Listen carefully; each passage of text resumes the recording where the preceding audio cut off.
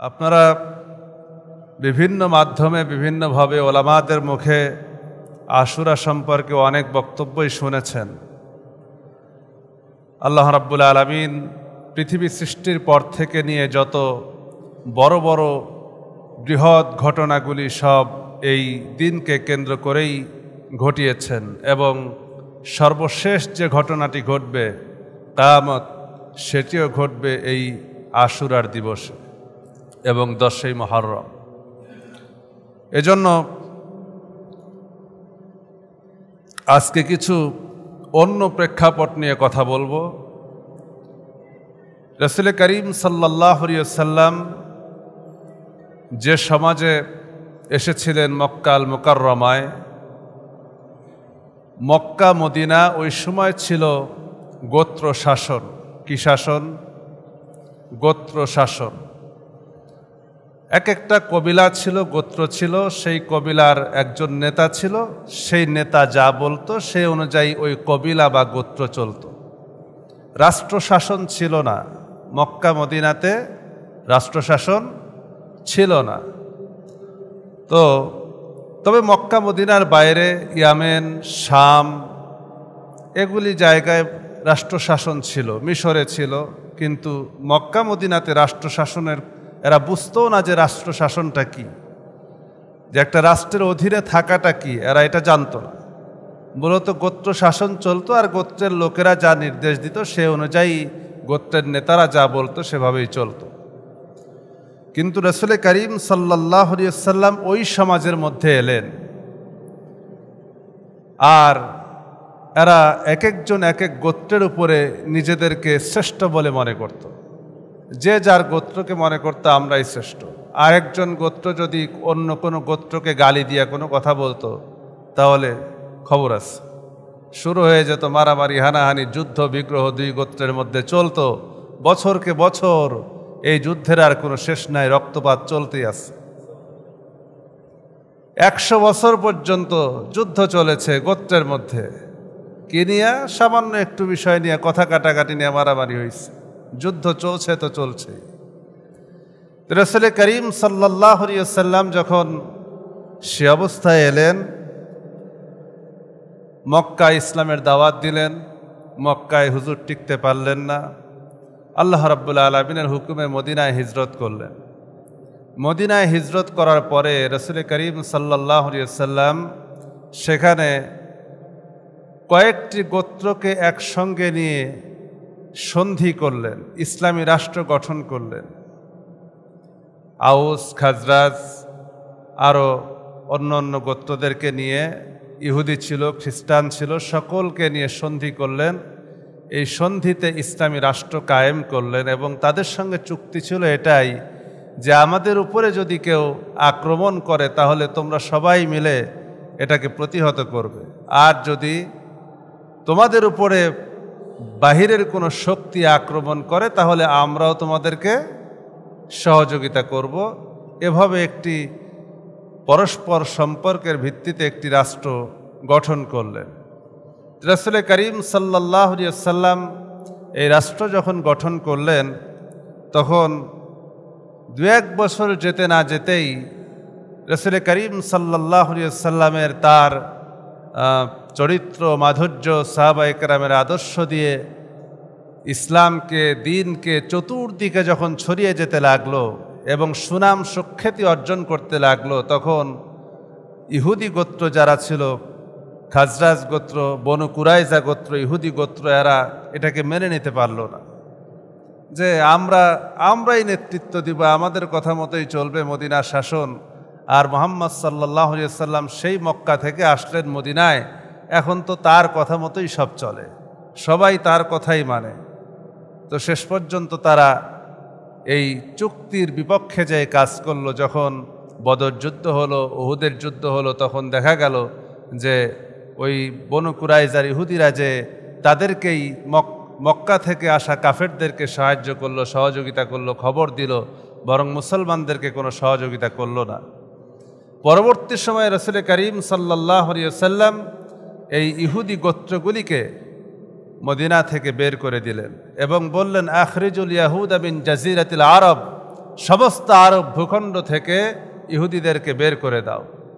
এটা ছিল ইহুদিদের একটা বড় রাগ, যে আমাদেরকে এই মদিনায় থাকতে দেওয়া হলো না, আমাদেরকে বের করে দেওয়া হলো। তো তারা চলে গেল। অধিকাংশ ইহুদিরা মদিনা থেকে চলে গিয়েছিল ইয়ামানে। কোথায় গিয়েছিল? ইয়ামেনে, যে তারা বসবাস শুরু করেছিল। তো রাসূল করিম সাল্লাল্লাহু আলাইহি ওয়াসাল্লাম যখন দুনিয়া থেকে বিদায় নিলেন, বিদায়ের পূর্বে ইসলাম খেলাফত নির্ধারণের জন্য, খলিফা নির্ধারণের জন্য ইসলামের 4টি পন্থা পাওয়া যায়। কয়টি? 4টি পন্থা পাওয়া যায়, যে এই 4টি পদ্ধতিতে ইসলামে খলিফা নির্বাচিত হয়, রাষ্ট্রপ্রধান নির্বাচিত হয়। এই 4টি পন্থা কি? একটি হচ্ছে ইশারাতুন নাস, ইশারার মাধ্যমে বা ইঙ্গিতে কাউকে পরবর্তী খলিফার কথা বলে যাওয়া। যেমন রাসূল করিম সাল্লাল্লাহু আলাইহি ওয়াসাল্লামের পরে খলিফা কে হবেন, এইটা যদিও নবী করিম সাল্লাল্লাহু আলাইহি ওয়াসাল্লাম প্রকাশ্যে কোনো ঘোষণা দেন নাই, কিন্তু পরবর্তী খলিফা কে হবে এইটা আল্লাহ রসুল বলে গিয়েছিলেন। কিভাবে? নবী করিম সাল্লাল্লাহু আলাইহি ওয়াসাল্লাম যখন অসুস্থ ছিলেন, একেবারেই মুমূর্ষ হয়ে পড়েছেন, সে সময়ে হযরত আবু বকর রাদিয়াল্লাহু তাআলা আনহুকে নামাজের ইমামতি করার জন্য বললেন। এবং একজন মহিলা, বুখারীর হাদিসে এসেছে, একজন মহিলা নবী করিম সাল্লাল্লাহু আলাইহি ওয়াসাল্লামের কাছে এসেছে একটি মাসালা জিজ্ঞেস করার জন্য, জানতে চাওয়ার জন্য। নবী করিম সাল্লাল্লাহু আলাইহি ওয়াসাল্লাম তাকে সমাধান দিলেন। এবং সেই মহিলাটি বলছে, আল্লাম তাজিদহু, যখন আপনি থাকবেন না তখন আমি কার কাছে যাব? তো নবী করিম সাল্লাল্লাহু আলাইহি ওয়াসাল্লাম বললেন যে আমি যখন থাকবো না তখন আমার আবু বকর থাকবে। সুবহানাল্লাহি ওয়া বিহামদিহি, আমার আবু বকরের কাছে আসবা। তো এভাবে করে আরও অসংখ্য হাদিস থেকে প্রমাণ পাওয়া যায় যে আল্লাহর নবী যখন শেষ খুতবা দিয়েছিলেন তখন বলেছিলেন যে আজ থেকে মসজিদে নববীর সকলের দরজা বন্ধ হয়ে যাবে, কিন্তু আমার আবু বকরের দরজাটা খোলা থাকবে।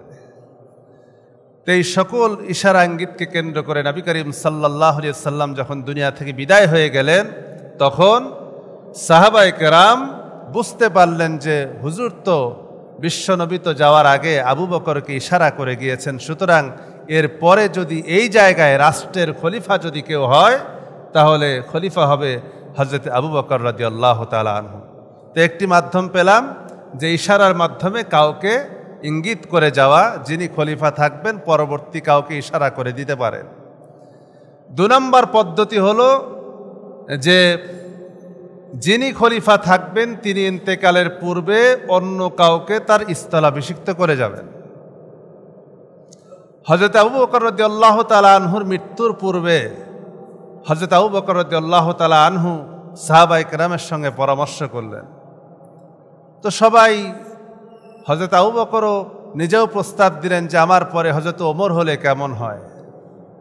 কেউ কেউ, সবাই অধিকাংশই বলল যে এটা তো খুবই ভালো হয়, আপনার পরে ওমরের চাইতে যোগ্য ব্যক্তি আর কে আছে? হযরত ওমরের চাইতে যোগ্য মানুষ তো আর কেউ নাই। আবার কেউ কেউ 2-1 বলল যে হযরত ওমর যে রাগী মানুষ, উনারে খেলাফতের দায়িত্ব দিলে কি জানি হয়। হযরত ওমরের রাগ তো ছিল অনেক বেশি, তবে সেটা বাতিলের বিপক্ষে, সত্যের কাছে তিনি একেবারে নরম হয়ে যেতেন। কোরআনে কারীমের কোন ওয়ার্ডের কাছে হযরত ওমরের মতো নরম আর কেউ ছিলেন না। তো হযরত ওমর রাদিয়াল্লাহু তাআলা আনহুর ব্যাপারে যখন এইরকম কথা 2-1 সাহাবী বললেন, তখন হযরত আবু বকর বলেছিলেন, তোমরা কি বলো, ওমরের চাইতে যোগ্য আর কে আছে বলো তো? তো এই যে হযরত আবু বকর রাদিয়াল্লাহু তাআলা আনহু দুনিয়া থেকে বিদায় হওয়ার আগেই হযরত ওমরের নামটা পেশ করে গেলেন যে আমার পরবর্তী খলিফা হবে হযরত ওমর রাদিয়াল্লাহু তাআলা আনহু। হযরত আবু বকর চলে গেলেন, পরবর্তী খলিফা হলেন হযরত ওমর রাদিয়াল্লাহু তাআলা আনহু। তখনও পর্যন্ত ইসলামী রাষ্ট্রে কোনো সমস্যা ছিল না। তবে নবী করিম সাল্লাল্লাহু আলাইহি ওয়াসাল্লামের এই কথাটা মনে রাখবেন, বনু কুরায়জার ইহুদিদেরকে আল্লাহ রসুল মদিনা থেকে বের করে দিয়েছেন, তারা ইয়েমেনে যে বসবাস শুরু করেছিলেন, এই বিষয়টা সবসময় মাথায় রাখবেন, সামনে আসবে। তো সেই সময়েই ইয়ামেনে ইহুদিদের মধ্যে একজন ছিল, নাম ছিল আবদুল্লাহ ইবনে সাবা। নামটা কি বলেন তো? আবদুল্লাহ ইবনে সাবা। সে আল্লাহ রসুল তিরোধানের পর থেকেই, ওফাতের পর থেকেই সে চিন্তা করত যে মুসলমানদের এই ঐক্যকে কিভাবে নষ্ট করা যায়, ধ্বংস করা যায়। কারণ তারা তো বারবার চেয়েছে মুসলমানদেরকে পরাজিত করার জন্য, মুসলমানদেরকে ধ্বংস করার জন্য, মুসলমানদেরকে দুনিয়া থেকে বিদায় করে দেওয়ার জন্য, এদের ঐক্যকে নষ্ট করার জন্য, শক্তিকে খর্ব করার জন্য। কিন্তু হজরতে ওমর রাদিয়াল্লাহু তাআলা আনহু যতক্ষণ পর্যন্ত বেঁচে ছিলেন, দুনিয়ায় জীবিত ছিলেন, ততদিন পর্যন্ত আবদুল্লাহ ইবনে সাবার সাহস হয় নাই যে আমি কিছু একটা করি। কিন্তু হজরত ওমর রাদিয়াল্লাহু তাআলা আনহুর ইন্তেকালের পরে তিনি পরবর্তী খলিফা নির্ধারণ করে যান নাই, তিনি তৃতীয় পদ্ধতি অনুসরণ করলেন। সেটি হচ্ছে হজরত ওমর রাদিয়াল্লাহু তাআলা আনহু 6 জন কমিটি বিশিষ্ট একটা মজলিসের শুরা গঠন করে দিলেন যে এই 6 জনের মধ্যে তোমরা আলোচনা করে যে কোনো একজনকে কি করবা, পরবর্তী খলিফা নির্ধারণ করবে। এটা হচ্ছে আরেকটা পদ্ধতি যে আগের খলিফা, আগের রাষ্ট্রপ্রধান যিনি হবেন, তিনি পরবর্তীতে একটা মজলিসের শুরা করে দেবেন এবং সেখান থেকে একজনকে পরবর্তী খলিফা নির্বাচন করা হবে, রাষ্ট্রপতি নির্বাচন করা হবে। তো ওই 6 জন যখন বসেছে, তার মধ্যে হয়তো আলী ছিলেন, আব্দুর রহমান ইবনে আউফ রাদিয়াল্লাহু তাআলা আনহু ছিলেন। আব্দুর রহমান ইবনে আউফ বসেই প্রথমেই বলছেন, আমার ঘাড়ে যেন এই দায়িত্ব দিও না, আমি পারবো না। হয়তো আলী বললেন, আব্দুর রহমান ইবনে আউফ আরেকটা প্রস্তাব দিলেন, আচ্ছা আমরা একটা কাজ করতে পারি যে আমরা মানুষের কাছ থেকে একটু মতামত নিয়ে তারা কাকে চায়, জনগণ কাকে চায়, তাকে আমরা পরবর্তীতে খলিফা নির্বাচন করব। আমি একটু মতামত নিয়ে আসি, আমারে 3 দিন সময় দাও। হযরত আলী রাদিয়াল্লাহু তাআলা আনহু তাকে 3 দিন সময় দিলেন। ঠিক আছে, আপনি এই কাজ করেন। আব্দুর রহমান ইবনে আউফ রাদিয়াল্লাহু তাআলা আনহু তিনি মানুষের কাছে ঘুরে ঘুরে, যেহেতু হযরত ওসমান রাদিয়াল্লাহু তাআলা আনহু থেকে উপকার পায় নাই, মদিনাতে এমন কোনো লোক ছিল না। সমস্ত মানুষ হযরত ওসমান রাদিয়াল্লাহু তাআলা আনহুর কাছ থেকে উপকৃত হয়েছেন সব দিক থেকে। দেখেন, হযরতে যখন মদিনার মানুষের পানির কোনো ব্যবস্থা ছিল না, তখন ইহুদির কাছে কূপ ছিল, সেই কূপটা হযরত ওসমান রাদিয়াল্লাহু তাআলা আনহু অনেক অর্থের বিনিময়ে সেই কূপটা খরিদ করে মুসলমানদেরকে দিয়েছিলেন যেন তারা পানি পান করতে পারে। এটা অনেক লম্বা ইতিহাস, ওদিকে যাব না। মূল কথা হচ্ছে যে অধিকাংশ মানুষই মতামত দিল যে পরবর্তী খলিফা যদি ওসমান হয় তাহলে এটা আমাদের জন্য খুব ভালো হয়। 3 দিন পর আব্দুর রহমান ইবনে আউফ এসে বললেন যে অধিকাংশ মানুষের মতামত তো ওসমানের জন্য, তাহলে কি করা যায়? হযরত আলী রাদিয়াল্লাহু তাআলা আনহু বললেন, যদি তাই হয় তাহলে পরবর্তী খলিফা হবেন ওসমান রাদিয়াল্লাহু তাআলা। ওসমান রাদিয়াল্লাহু তাআলা আনহু খলিফা হলেন। এখান থেকে কাহিনী শুরু। ওসমান রাদিয়াল্লাহু তাআলা আনহু যখন খলিফা হলেন, ওসমান রাদিয়াল্লাহু তাআলা আনহু খুব নরম দিল মানুষ ছিলেন, মানুষকে ক্ষমা করে দিতেন, সহজে কারো উপরে কঠোর হতেন না, রক্তপাত করা পছন্দ করতেন না, কাউকে আঘাত করতে চাইতেন না। এই নরম মানসিকতার সুযোগ নিল ইহুদিরা, এই নরম মানসিকতার সুযোগ নিল। তো ইয়েমেন থেকে তখন দেখলো যে এখন তো সুযোগ। আবদুল্লাহ ইবনে সাবা, এটার নাম মনে রাখবেন, এটা হচ্ছে ইসলামের ইতিহাসের বিশৃঙ্খলার প্রধান খলনায়ক। ইহুদিরা দেখলো যে মুসলমান ইতিমধ্যে 6টা দেশ বিজয় করে ফেলেছে। সেই 6টা কি? মদিনা তো আছেই, বসরা, কুফা, দামেস্ক, মিশর, এভাবে করে প্রায় 6টা দেশ মিলে, 6টা এরিয়া মিলে মুসলমানদের তখন সাম্রাজ্য চলছে। হযরত ওসমান রাদিয়াল্লাহু তাআলা আনহু খলিফা হলেন। তখন এই আবদুল্লাহ ইবনে সাবা মদিনায় চলে আসলো। ইয়েমেনের রাজধানী সানা থেকে সে মদিনায় আসলো। মদিনায় এসে তার মতো বুজুর্গ, তার মতো আল্লাহওয়ালা মানুষ মদিনায় আর নাই।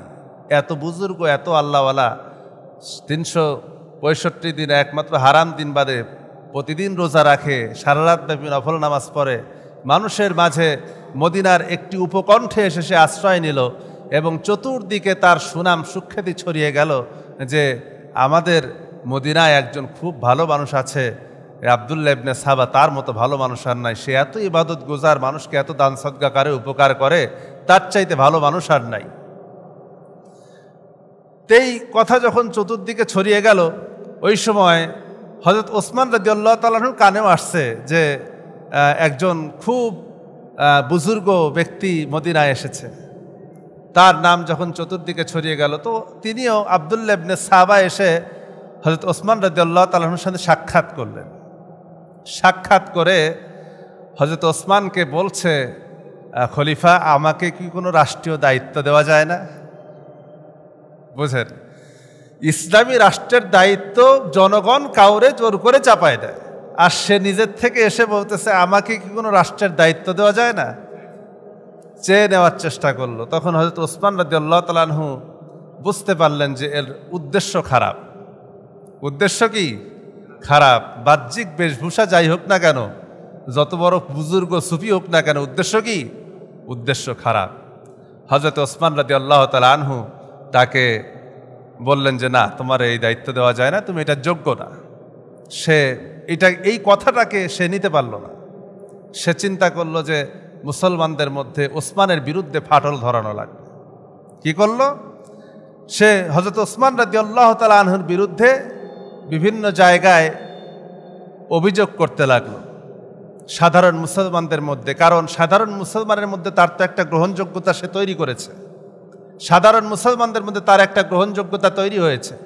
তো সে তখন মুসলমানদেরকে বলতে লাগলো, দেখো হযরত ওসমান কি করে খলিফা হয়, যেখানে হযরতে আলীর ব্যাপারে রাসূল করিম সাল্লাল্লাহু আলাইহি ওয়াসাল্লাম বলে গিয়েছেন যে মুসার সঙ্গে হারুনের সম্পর্ক যেমন, আমার সঙ্গে আলীর সম্পর্ক তেমন। তারপরে হযরতে ফাতিমা রাদিয়াল্লাহু তাআলা আনহা সম্পর্কে রাসূল করিম সাল্লাল্লাহু আলাইহি ওয়াসাল্লাম বলেছেন যে ফাতিমা হচ্ছে আমার শরীরের একটি অংশ। তো তারই জামাই, যার এত জ্ঞান, যার সম্পর্কে রাসূল বলেছেন আনা মাদিনাতুল ইলম ওয়া আলিয়ুম বাবুহা, আমি হচ্ছে জ্ঞানের রাজ্য, আর তারপরে সেই জ্ঞানের রাজ্যে প্রবেশের প্রথম দরওয়াজা হচ্ছে হযরতে আলী রাদিয়াল্লাহু তাআলা আনহু। দেখো, এইরকম একটা মানুষ থাকতে ওসমান কেমনে খলিফা হয়? সে তখন সাধারণ মুসলমানদের মধ্যে এইরকম বিভিন্ন ধরনের কুৎসা রটাতে শুরু করলো এবং তাদেরকে ভাঙ্গাতে শুরু করলো। তো মানুষ তো সাধারণ মানুষ, তারা আর কি বা বোঝে? তো এই কথা যখন হযরতে আলীর কানে খবর গিয়েছে, হযরত আলী রাদিয়াল্লাহু তাআলা আনহু তার সঙ্গে সাক্ষাৎ করলেন এবং বললেন যে তুমি যা বলছো আর একবার যদি তোমার কাছ থেকে শুনি, তাহলে আমি তোমার বিরুদ্ধে ব্যবস্থা নেব। সে দেখলো লক্ষণ ভালো না, আমার এখন এখান থেকে ভাগা লাগবে। তখন সে কি করলো? সেখান থেকে চলে গেল, মদিনা থেকে চলে গেল বসরায়। কোথায় গেল? বসরায় চলে গেল। বসরায় যে সে সেখানেও এই প্রোপাগান্ডাগুলি চালাতে লাগলো, ওসমানের বিরুদ্ধে প্রোপাগান্ডা চালাতে লাগলো। প্রোপাগান্ডা চালাতে চালাতে একজন সাহাবীর সঙ্গে সাক্ষাৎ হয়ে গেল। সেই সাহাবী বললেন, তোমার মুখে যদি আরেকবার ওসমানের বিরুদ্ধে কোনো কথা শুনি, তাহলে গভর্নরের কাছে ধরে নিয়ে যাব। সে দেখলো যে না, এখানেও লক্ষণ ভালো না। তখন সে চলে গেল কুফায়। কোথায় গেল? কুফায় চলে গেল। কুফায় শুরু থেকেই হযরত ওসমানের বিরুদ্ধে কিছু লোক ছিল। শুরু থেকেই ওসমান রাদিয়াল্লাহু তাআলার বিরুদ্ধে কিছু লোক ছিল, অভিযোগ সৃষ্টি করত। তো তারা হযরত আলীকে চাইতো, তো সে তাদের সুযোগ নিল। কিন্তু কুফার গভর্নর যখন বুঝতে পারলেন, নোমান ইবনে বাশির রাদিয়াল্লাহু তাআলা আনহু যখন বুঝতে পারলেন, তখন তিনি তাকে সেখান থেকে সরাই দিলেন। সে চলে গেল দামেস্কে। দেখেন, দামেস্কে যাওয়ার পরে দামেস্কের তখন গভর্নর ছিলেন আমিরে মুয়াবিয়া রাদিয়াল্লাহু তাআলা আনহু। মুয়াবিয়া রাদিয়াল্লাহু তাআলা আনহু ছিলেন দামেস্কের গভর্নর।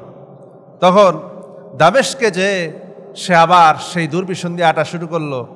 এর মধ্যে হযরত আবু দারদা রাদিয়াল্লাহু তাআলা আনহু, খুব বিচক্ষণ সাহাবী, সেখানে ছিলেন। আবু দারদা রাদিয়াল্লাহু তাআলা আনহুর সঙ্গে যখন সাক্ষাৎ হয়েছে, আবু দারদাকে যে আব্দুল্লাহ ইবনে সাবা আবু দারদাকে যে বলতেছে যে এই সময়ে ওসমান সে তো স্বজনপ্রীতি করতেছে, সেখানে যে আরেক দুর্বিসন্ধি আনা শুরু করলো। সে স্বজনপ্রীতি করতেছে, তার আত্মীয় স্বজন লোকদেরকে বেশি বেশি করে দেয়, দান সদকা করে। আর তোমরা কি জানো এই দান সদকাগুলি কি সে নিজের পকেট থেকে করে, নিজের অর্থ থেকে করে না, সে বাইতুল মাল থেকে সম্পদ নিয়ে সব তার আত্মীয় স্বজনকে বিলায় দিচ্ছে। এই ধরনের নানা ধরনের প্রোপাগান্ডা ছড়াতে লাগলো। তা আবু দারদার সঙ্গে যখন সাক্ষাৎ হয়েছে তখন আবু দারদা তাকে দেখেই বলছে, তোমাকে তো দেখে তোমার কথাবার্তা শুনে আমার মনে হচ্ছে তুমি একজন ইহুদি। কি বলছে? তোমার কথাবার্তা শুনে মনে হচ্ছে এটা তো মুসলমানের কথা, তো এরকম হয় না। তোমার কথাবার্তা শুনেই আমার কাছে সন্দেহ লাগতেছে তুমি একজন ইহুদি হবা, কিন্তু তুমি তো নামাজ কালাম পড়ো, ঈমান আনছো, তোমার তো বাহ্যিক বেশভূষা খুব ভালো, এই জন্য আমি তোমার কিছু বলতেও পারতেছি না। এখন তুমি চলো আমার সঙ্গে মুআবিয়ার সামনে দাঁড়াতে হবে। মুআবিয়া রাদিয়াল্লাহু তাআলা আনহুর সামনে দাঁড় করালেন। হযরত মুআবিয়া রাদিয়াল্লাহু তাআলা আনহু তাকে দামেস্ক থেকেও বের করে দিলেন। সে চলে গেল দামেস্ক থেকে, বিতাড়িত হয়ে চলে গেল মিশরে। কোথায় গেল? মিশর। এই মিশর থেকেই তার মিশন শুরু হলো। মূল মিশনটা শুরু হলো কোথায় থেকে? মিশর থেকে। এই মিশর থেকে তার মিশন শুরু হলো। মিশরে আগে থেকেই কিছু বিরুদ্ধবাদী ছিল। সেই সকল বিরুদ্ধবাদীদেরকে, এবং সেই বিরুদ্ধবাদীদের সংখ্যাও ছিল মোটামুটি একটা সংখ্যা পর্যায়ের, যাদেরকে নিয়ে একটা নেতৃত্ব দেওয়া যায়, আন্দোলন করা যায়, এরকম একটা সংখ্যা সে তৈরি করলো। তাদেরকে সঙ্গে পরামর্শ করলো, তাদের সঙ্গে বসলো। বসার পরে তারা সেখান থেকে দেখলো যে এখন আমার যে একটা দলবল তৈরি হয়েছে, এই দলকে বলা হয় সাবাই গোষ্ঠী। ওই যে আব্দুল্লাহ ইবনে সাবার নাম ধরে এদেরকে বলা হয় সাবাই গোষ্ঠী। তো এই সাবাই গোষ্ঠী তখন সেখান থেকে মিশর থেকে কিছু দলবল নিয়ে, প্রায় 1000 সৈন্য নিয়ে সাথে, এবং সে কুফায় যারা ছিল তার সমর্থক, কুফা দিয়ে ঘুরে, এরপরে বসরা দিয়ে ঘুরে, এর মধ্যে সব জায়গায় যে তার কিছু সঙ্গবাঙ্গ তৈরি করে গেছিল, এই সবগুলারে নিয়ে মদিনায় আবার আসলো।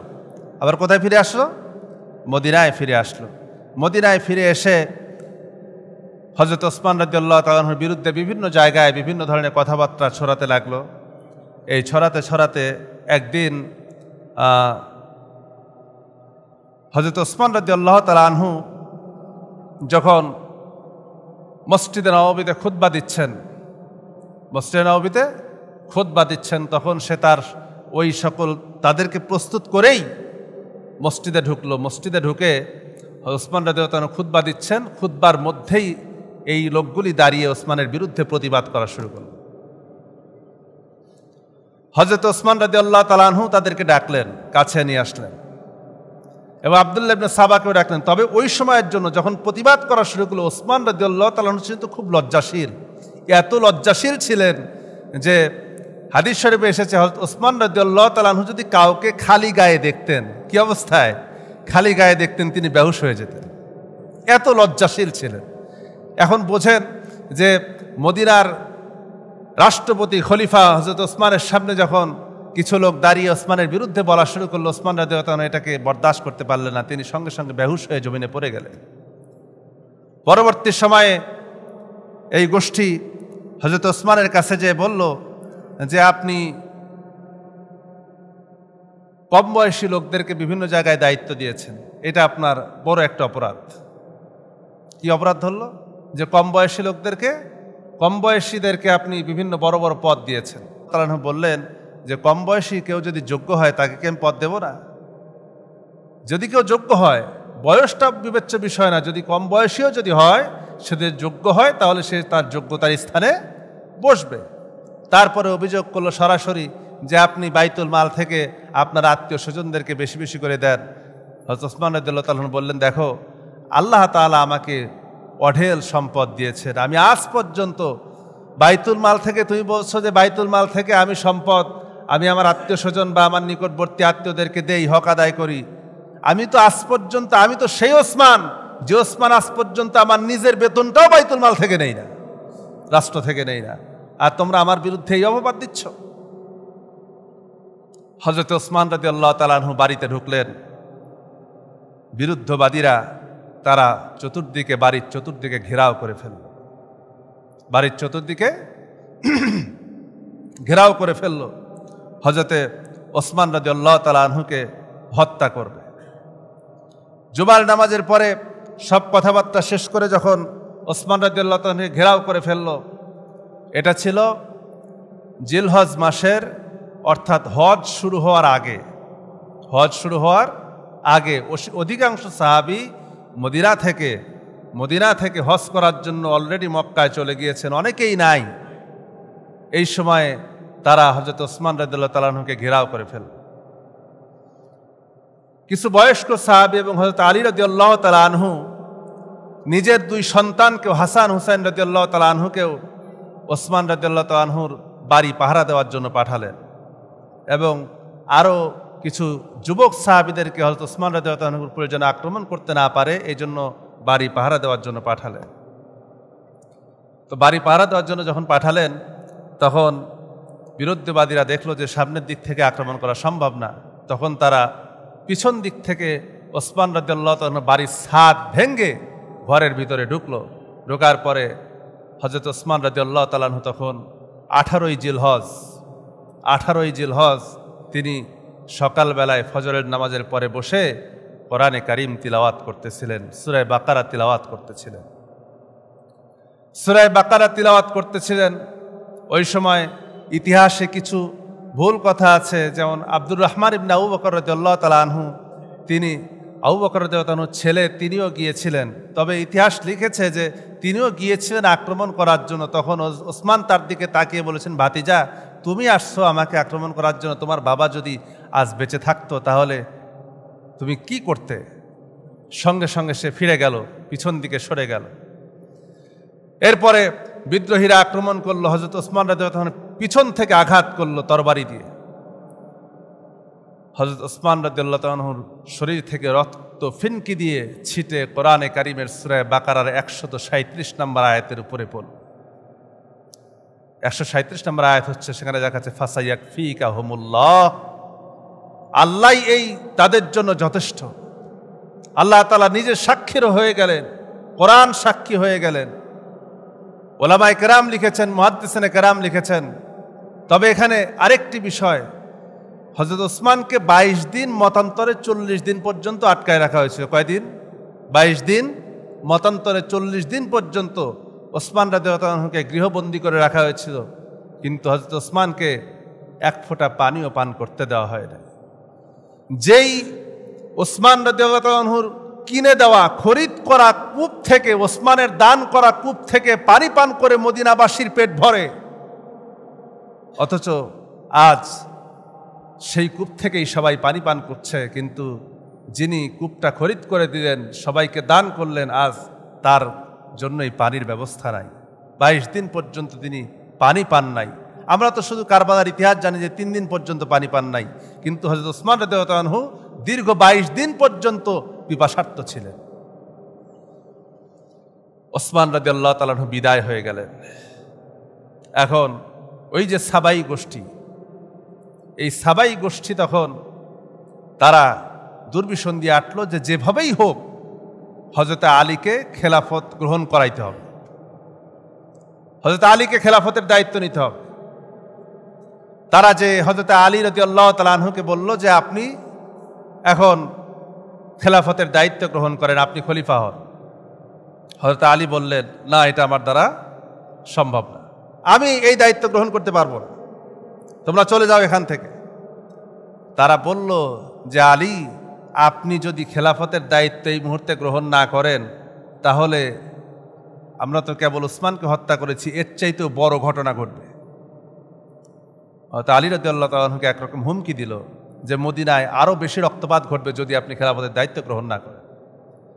হযরত আলী রাদিয়াল্লাহু তাআলা আনহু দেখলেন যে এই মুহূর্তে যদি আমি খেলাফতটা না সামলাই তাহলে মদিনার অবস্থা আরো বিশৃঙ্খলা হয়ে যাবে। আগে খেলাফতটা সামলাই, তারপরে বিদ্রোহীবাদীদের বিচার করব। হযরত আলী বিচার করবেন না এমনটা না, হযরত আলী চিন্তা করলেন যে আগে খেলাফতটা সামলাই, আগে পরিস্থিতি সামলাই, তারপরে কি করব? বিদ্রোহীদের বিচার করব। এদিকে তালহা এবং জুবাইর রাদিয়াল্লাহু তাআলা আনহু হযরতে আয়েশা রাদিয়াল্লাহু তাআলা আনহা, আম্মাজান আয়েশা রাদিয়াল্লাহু তাআলা আনহাও ছিলেন হজ্জে। হজ থেকে তিনি যখন ফিরতেছিলেন, প্রতিমধ্যে তিনি খবর পেলেন যে মদিনায় হযরত ওসমানকে শহীদ করা হয়েছে।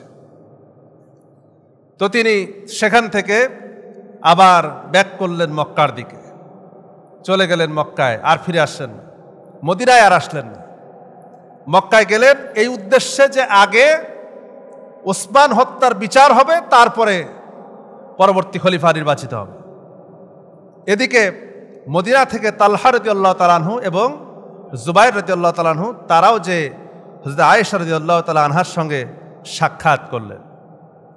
আয়েশা রাদিয়াল্লাহু তাআলা আনহার সঙ্গে যখন সাক্ষাৎ করলেন, তখন তালহা এবং জুবাইর, তারা তো মদিনায় ছিলেন, তারা দেখেছেন যে আসলে ঘটনাটা কি ঘটেছে। তারা যে আয়েশা রাদিয়াল্লাহু তাআলা আনহার কাছে, আম্মাজানের কাছে সমস্ত ঘটনা খুলে বললেন এবং সমস্ত ঘটনা বলার পরে তিনি একথাও বললেন যে এই অবস্থাটা শুরু হয়েছে কোথায় থেকে, এই যে বর্তমান যে অবস্থাটা, এই বিরুদ্ধচারণটা শুরু হয়েছে কোথায় থেকে। তারা বলল এটা শুরু হয়েছে বসরা থেকে। কোথায় থেকে? বসরা থেকে শুরু হয়েছে। হযরতে আম্মাজান আয়েশা রাদিয়াল্লাহু তাআলা আনহা বললেন, আগে আমরা বসরায় যাব, এটার বিচার করব, তারপরে মদিনায় ফিরে আসব, চলো বসরায়।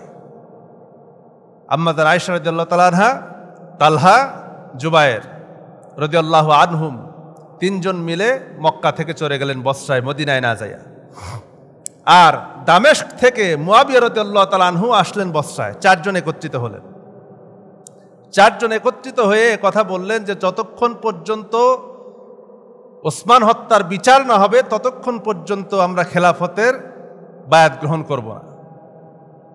ততক্ষণ পর্যন্ত খেলাফতের বায়াত গ্রহণ করব না।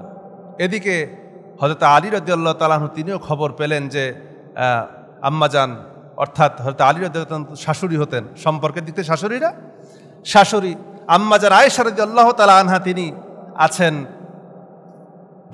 বসরায়। তিনি তখন দলবল নিয়ে, একটা সৈন্য নিয়ে তিনিও চলে গেলেন বসরায় একটা পরামর্শ করার জন্য। তিনি চারজনের সঙ্গে বসলেন, সন্ধি করলেন।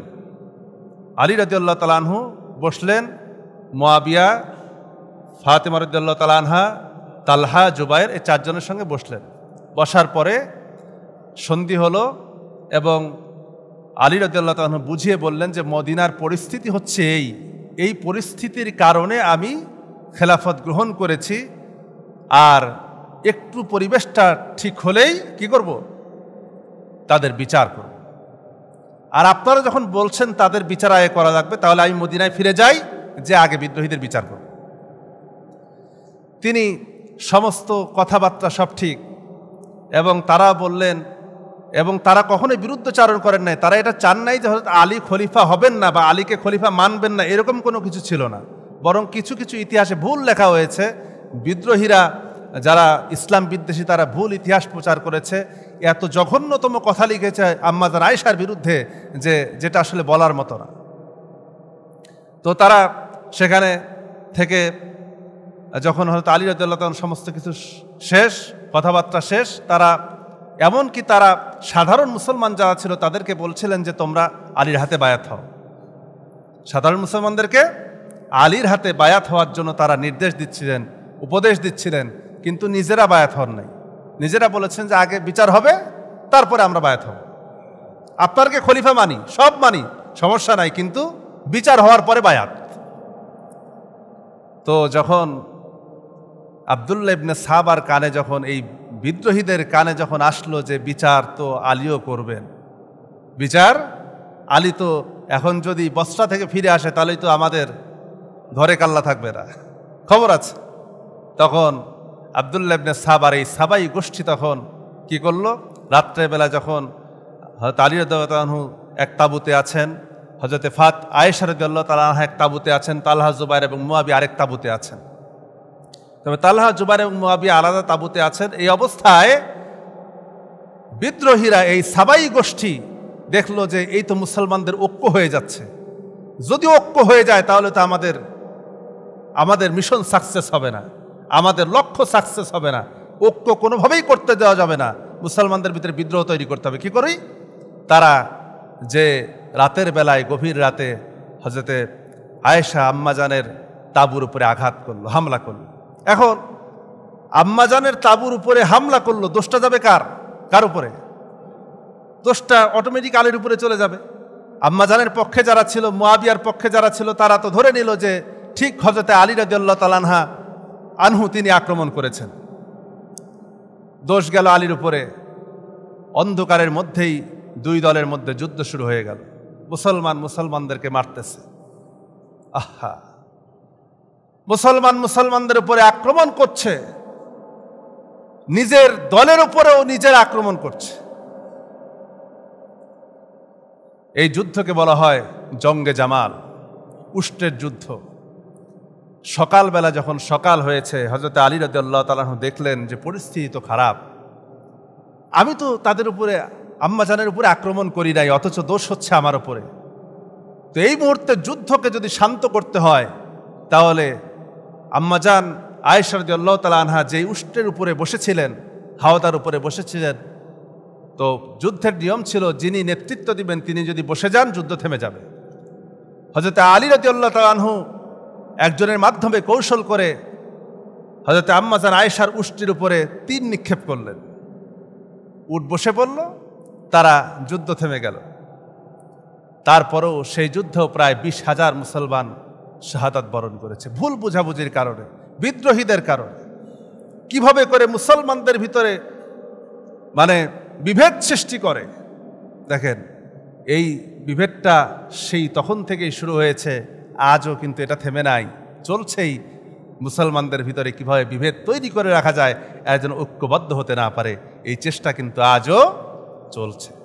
তো এরপরে খুব ভালো করে এখন থেকে বোঝা লাগবে বিষয়গুলি। আবার আয়েশা সিদ্দিকা রাদিয়াল্লাহু তাআলা আনহার সঙ্গে আলী রাদিয়াল্লাহু তাআলা কথাবার্তা বললেন।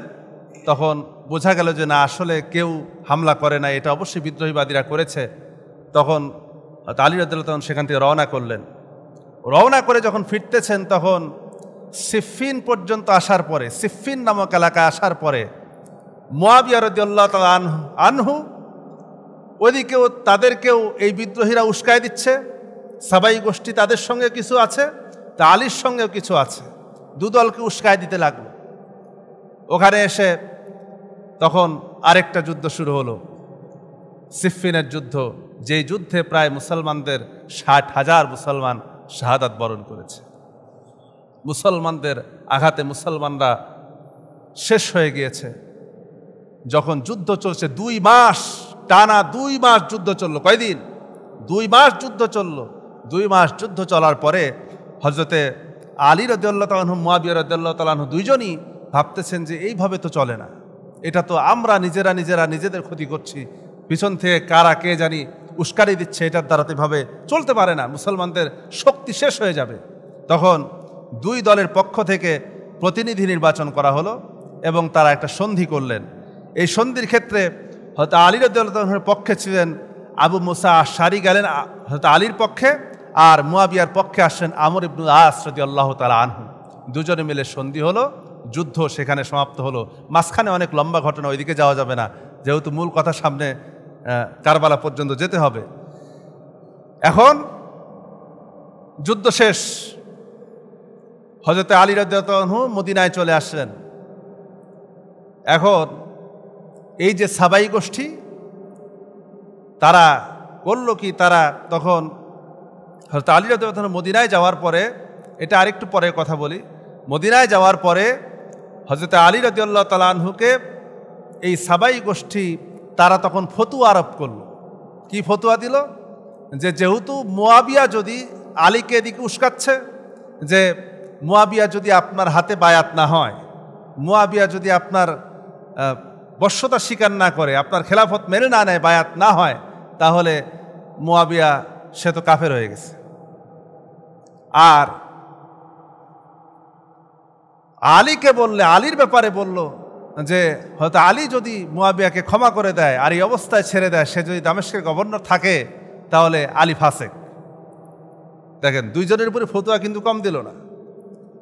হযরত আলী রাদিয়াল্লাহু তাআলা আনহু দেখলেন, হযরত আলী রাদিয়াল্লাহু তাআলা আনহু যখন মুয়াবিয়ার বিরুদ্ধে কোনো ব্যবস্থা নিলেন না, তখন তারা খুব বিদ্রোহ শুরু করলো আলীর বিরুদ্ধে। না, এইভাবে থাকা যায় না, এটা করা যায় না। আলীর বিরুদ্ধে কথা বলা শুরু করলো, মুয়াবিয়ার বিরুদ্ধে কথা বলা শুরু করলো, বলে তারা মদিনা থেকে বের হয়ে গেল। এই বের হয়ে গেল তা আলীর দল থেকে যে বের হয়ে গেল, এই শ্রেণীটাকে বলা হয় খারেজি।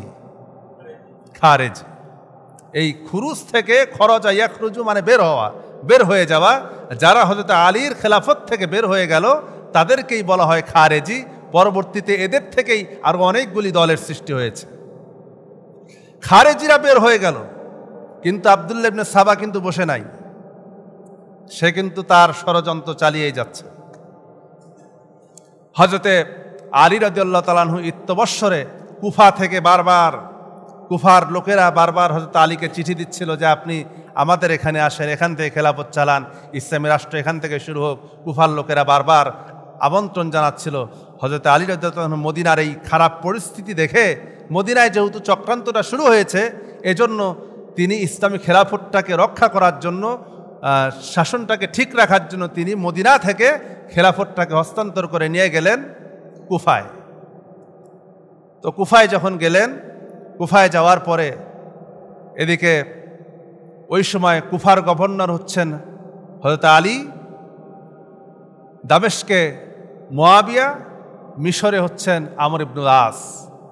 এই তিনজনের মধ্যে সন্ধি হলো, কোনো অনৈক্য নাই। তিনজন একবারে একই সুতায় গাথা, একসঙ্গে তারা রাষ্ট্র পরিচালনা শুরু করলেন। মুসলমানদের মধ্যে আর কোনো ভেদাভেদ নাই, কোনো মতভেদ নাই, সবাই সুন্দর মতো ইসলামী শাসন চলছে। তখন আব্দুল্লাহ ইবনে সাবা দেখলো যে সর্বনাশ, যেই লক্ষ্য আমাদের ছিল, যে উদ্দেশ্য ছিল মুসলমানদের মধ্যে কি করা, বিভেদ সৃষ্টি করা, ফাটল ধরানো, সেই ফাটল তো থাকলোই না। তিন নেতা এক হয়ে গেল, তিন নেতার মধ্যে সন্ধি হয়ে গেল, তিন আমিরের মধ্যে সন্ধি হয়ে গেল। এটা তো চলতে দেওয়া যায় না। তখন তারা চক্রান্ত করলো যে এই তিনজনকে একদিনে দুনিয়া থেকে বিদায় করে দেওয়া লাগবে। কি করা লাগবে? তিনজনকে একদিনে দুনিয়া থেকে বিদায় করে দেওয়া লাগবে। এজন্য তারা সন্ধি আটলো, চক্রান্ত করলো এবং তিনজনকে ঠিক করলো তিনজনকে মারার জন্য। এই তিনজন হচ্ছে আলী রাদিয়াল্লাহু তাআলা আনহুকে হত্যা করার জন্য ঠিক করলো আব্দুর রহমান ইবনে মুলজিম, নামটা মনে রাখবেন। আলীকে হত্যা করার জন্য ঠিক করলো কাকে? আব্দুর রহমান ইবনে মুলজিম। আর মুয়াবিয়া রাদিয়াল্লাহু তাআলা আনহুকে হত্যা করার জন্য ঠিক করলো বারক ইবনে আব্দুল্লাহ। আর মিশরে আমর ইবনে আসকে হত্যা করার জন্য ঠিক করলো আমর ইবনে, ওর নাম আমর ইবনে বাকর। এই তিনজনকে ঠিক করলো এই তিন ইসলামী খেলাফতকে, ইসলামী শাসন ব্যবস্থার তিন নেতাকে দুনিয়া থেকে বিদায় করে দেওয়ার জন্য। দেখেন, এই তিনজন আবার মক্কার কাবার হাতিমে বসে, হাতিমে গেল, মক্কায় গেল ওমরা করার জন্য। আর ওমরা করে হাতিমে বসে ঠিক করবে যে কবে এই তিনজনের উপর আক্রমণ করবে। এই পরামর্শ করার জন্য হাতিমে বসে, কাবার হাতিমে বসে তারা পরামর্শ করতেছে যে এই তিনজনকে কবে হত্যা করা যায়। তো তিনজন মিলে সিদ্ধান্ত নিল যে আমাদের মিশরে পৌঁছতে এতদিন লাগবে, বা আরেকজনের দামেস্কে পৌঁছতে এতদিন লাগবে, আরেকজনের কুফায় পৌঁছতে এতদিন লাগবে।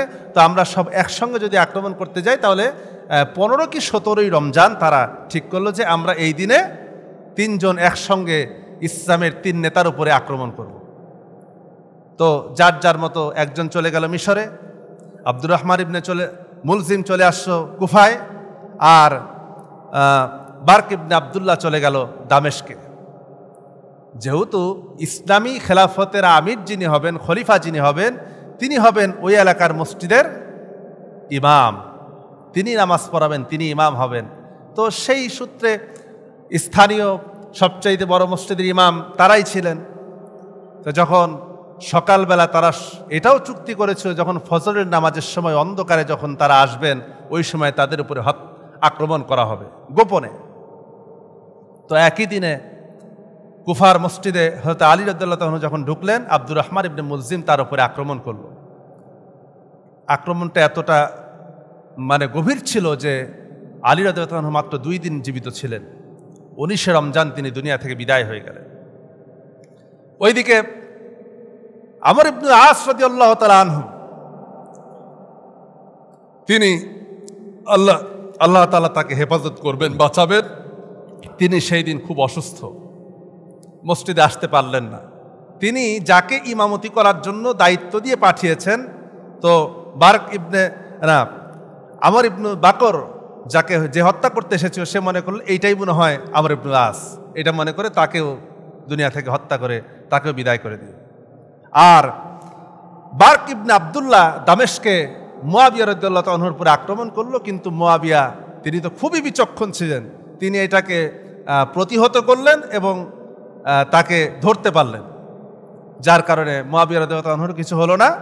এবং আমর ইবনুল আস তিনিও অসুস্থতার কারণে আল্লাহ তাআলা তাকে বাঁচাই দিলেন। হযরত আলী রাদিয়াল্লাহু তাআলা আনহু 71 বৎসরে দুনিয়া থেকে বিদায় হয়ে গেলেন। কুফার লোকেরা তখন হযরত হাসান রাদিয়াল্লাহু তাআলা আনহুকে ধরল যে আপনার বাবার জায়গায় আপনি এখন পরবর্তী খলিফা হন। কাকে ধরল? হাসান রাদিয়াল্লাহু তাআলা আনহুকে। আর ওই দিক থেকে সাবাই গোষ্ঠী তারা কিন্তু থেমে নাই, তাদের কিছু লোকজন ঠিক করে দিয়ে হাসান রাদিয়াল্লাহু আনহুর এত কাছাকাছি ভিড়ল এবং কাছাকাছি আসলো, এসে বলল আপনার বাবাও মুয়াবিয়ার বিরুদ্ধে যুদ্ধ করে নাই, আপনি এখন খলিফা হবেন, আপনি সবার প্রধান হবেন, আপনি দ্রুত মুয়াবিয়ার বিরুদ্ধে যুদ্ধ ঘোষণা করেন। মুয়াবিয়ার বিরুদ্ধে যুদ্ধ ঘোষণা করার জন্য বারবার হযরত হাসান রাদিয়াল্লাহু তাআলা আনহুকে উস্কাইতে লাগলো। মানুষের একটা সময় হযরত হাসান রাদিয়াল্লাহু তাআলা আনহু বললেন যে ঠিক আছে, তোমরা যখন বারবার বলছো চলো আগে মুয়াবিয়ার কাছে যাই। হযরত হাসান রাদিয়াল্লাহু তাআলা আনহু মোটামুটি 1000 সৈন্য নিয়ে মুয়াবিয়ার কাছে রওনা করেছেন। রওনা করার সময় পিছন থেকে ওরা সমালোচনা করেছে, হাসান তো বুদ্ধিমান মানুষ, সে তো অনেক বাবার মতোই বুদ্ধিমান, সে হয়তো মুয়াবিয়ার সঙ্গে যুদ্ধ করবে না, সে হয়তো মুয়াবিয়ার সঙ্গে সন্ধিতে লিপ্ত হবে, আমরা চলো পিছন থেকে চলে যাই, এখানে যায় লাভ নেই। তো তারা পিছন থেকে কেটে বলল। অনেকে আর হাসান রাদিয়াল্লাহু তাআলা মুয়াবিয়া পর্যন্ত যেতে যেতে দেখে আর কেউ নাই পিছনে। তো হাসান রাদিয়াল্লাহু তাআলা গেলেন, মুয়াবিয়া রাদিয়াল্লাহু তাআলার কাছে যাওয়ার পরে তিনি হাসান এবং হুসাইন দুজনই ছিলেন, দুজনকেই যথেষ্ট পরিমাণে সম্মান দেখালেন, শ্রদ্ধা করলেন, নবীর নাতি হিসাবে সম্মান করলেন। এবং হাসান রাদিয়াল্লাহু তাআলা কয়েকজন যারা ছিল হাসান রাদিয়াল্লাহু তাআলার সঙ্গে, তিনি বললেন যে মুয়াবিয়াতু খয়রুন লি, মুয়াবিয়া আমার জন্য উত্তম। হাসান কি বললেন? মুয়াবিয়া হচ্ছে আমার জন্য উত্তম, আমি মুয়াবিয়ার হাতে বায়াত হলাম। হাসান রাদিয়াল্লাহু তাআলা মুয়াবিয়ার হাতে বায়াত হলেন। হযরত মুয়াবিয়া রাদিয়াল্লাহু তাআলা আনহু ইসলামের ইতিহাসে যেই কয়েকজন বিচক্ষণ সবচেয়ে দূরদর্শী ব্যক্তি ছিলেন, তার মধ্যে মুয়াবিয়া রাদিয়াল্লাহু তাআলা আনহু ছিলেন সবচেয়ে দূরদর্শী একজন খলিফা। হযরত মুয়াবিয়া রাদিয়াল্লাহু তাআলা আনহুর সময় সবচাইতে ইসলামের বেশি প্রচার এবং প্রসার হয়েছে হযরত মুয়াবিয়া রাদিয়াল্লাহু তাআলা আনহুর সময়, সবচেয়ে বেশি প্রচার হয়েছে। এমন কিছু তাই নয়, আমাদের পাকিস্তান পর্যন্ত ইসলামের পতাকা উড়িয়েছিল মুয়াবিয়া রাদিয়াল্লাহু তাআলা আনহুর সময়। আফগানিস্তানের কান্দাহার, কাবুল, পাকিস্তানের লাহোর পর্যন্ত এই মুয়াবিয়া রাদিয়াল্লাহু তাআলা আনহুর সময় শুধু এত বিশাল এরিয়া মুসলমানরা শাসন করেছে যে ওই সময় আর বিদ্রোহী গোষ্ঠী আর সাহস পায় নাই মুয়াবিয়ার বিরুদ্ধে চক্রান্ত করার, কারণ তিনি ছিলেন খুব বিচক্ষণ। আর এইদিকে হযরত আলী তো মুয়াবিয়ার হাতে বায়াত হয়ে গেছে, হাসান রাদিয়াল্লাহু তাআলা বায়াত হয়ে গেছে, আর করবেটা কি? কোনো উপায় নাই। এমনকি ইতিহাস লিখেছে প্রায় 65 লক্ষ বর্গ মাইল, কত লক্ষ?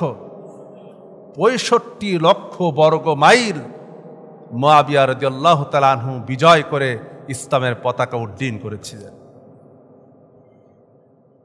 হযরত আলী, ওসমান এবং আলীর সময় খেলাফতের যে একটি দুর্বলতা চলে এসেছিল, মুয়াবিয়া রাদিয়াল্লাহু তাআলা 20 বছরে খেলাফতের কোনো দুর্বলতা না থাকার কারণে প্রচুর দেশ, যে সকল জায়গায়, যে সকল এলাকায় বিজয় করা সম্ভব না, কঠিন এলাকাগুলি মুয়াবিয়া রাদিয়াল্লাহু তাআলা ইসলামের বিজয় করেছিলেন। তো তিনি ডাক বিভাগ চালু করেছিলেন, যেহেতু বিভিন্ন এলাকায় ছড়িয়ে গেছে ইসলাম, এখন যোগাযোগের জন্য, আদান প্রদানের জন্য, খোঁজখবর নেওয়ার জন্য তিনি প্রথম ইসলামের ইতিহাসে ডাক বিভাগ চালু করেছিলেন, চিঠি আদান প্রদান করার জন্য। তো তিনি যখন বয়োবৃদ্ধ হয়ে গেলেন, বয়সের শেষ প্রান্তে, তখন কিছু মানুষ মুয়াবিয়া রাদিয়াল্লাহু তাআলা আনহুর আশেপাশে যারা ছিল তারা বলল যে আপনি তো যেভাবে খেলাফত পরিচালনা করলেন এখানে কেউ শত্রুতা করতে সাহস পায় নাই, ইসলামের বিরাট এক কল্যাণ সাধিত হয়েছে, আপনি আপনার পরবর্তী খলিফা কাউকে নির্বাচন করে যান। তো এই সময় মুআবিয়া রাদিয়াল্লাহু তাআলা আনহু তাদেরকে বললেন, তোমরা কাকে চাও, কে হবে আমার পরে পরবর্তী খলিফা? তিনি বললেন যে আগে যেভাবে নির্বাচিত হতো সেভাবেই হবে, অর্থাৎ হয়তো আলী রাদিয়াল্লাহু তাআলা আনহু যেভাবে নির্বাচিত হয়েছেন। জনগণের আরেকটা পদ্ধতি বলি নাই যে বিশেষ ব্যক্তিদের দ্বারা বিশেষ ব্যক্তিদের পছন্দের ব্যক্তি হবেন খলিফা। সমাজের বিশেষ ব্যক্তিদের যাকে সমর্থন করবে সেই সকল বিশেষ ব্যক্তিরা তার হাতে বায়াত গ্রহণ করবেন, তারপরে সাধারণ মানুষগুলি তার হাতে বায়াত গ্রহণ করবে। এটা হচ্ছে চতুর্থ পদ্ধতি। মুআবিয়া ওই চতুর্থ পদ্ধতি সমর্থন করলেন, কিন্তু তার আশেপাশে যারা ছিল, দু একজন সাহাবীও ছিল, তারা বলল, দেখেন আপনার পরবর্তীতে যদি আপনার সন্তান ইয়াজিদকে যদি খলিফা বানান তাহলে এটা মনে হয় ইসলামী রাষ্ট্রের জন্য খুব ভালো হবে, কারণ সে তো ইতিপূর্বে কনস্টান্টিনোপল নেতৃত্ব দিয়েছে, আমিরে হজ্জের নেতৃত্ব দিয়েছে, এ সকল জায়গায় তো সে খুব ভালোভাবে সে নেতৃত্বের কাজগুলি সম্পন্ন করেছে। সুতরাং সে যদি খলিফা হয় পরবর্তীতে তাহলে ইসলামী রাষ্ট্রের জন্য হয়তো অনেকটাই উপকার হবে, কল্যাণ হবে। কিন্তু ওই সময় পর্যন্ত যখন ইয়াজিদের ব্যাপারে যেই সময় ইয়াজিদের ব্যাপারে সমর্থনগুলি আসতেছে, ওই সময় পর্যন্ত ইয়াজিদের থেকে কোনো খারাপ কিছু প্রকাশ পায় নাই। তখনও পর্যন্ত ইয়াজিদের ভিতর থেকে কোনো খারাপ প্রকাশ পায় নাই। বাবা বেঁচে আছে, মনে যতই খারাপ থাক, ইচ্ছা করলেই তো মুআবিয়া থাকতে খারাপ কিছু দেখাইতে পারে না, এরা সম্ভব ছিল না। এই জন্য তার দ্বারা খারাপ কিছু প্রকাশ পায় নাই, সবসময় ভালোই ছিলেন। কিন্তু পরবর্তী সময়ে যখন মুআবিয়া রাদিয়াল্লাহু তাআলা এখন খুব সংক্ষেপে শেষ করি, সামনের দিকে কথা অনেক লম্বা হয়ে গেছে, সময় 1 ঘন্টা প্রায় হয়ে গেছে।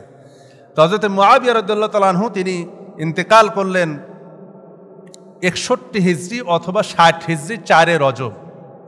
কত হিজরি?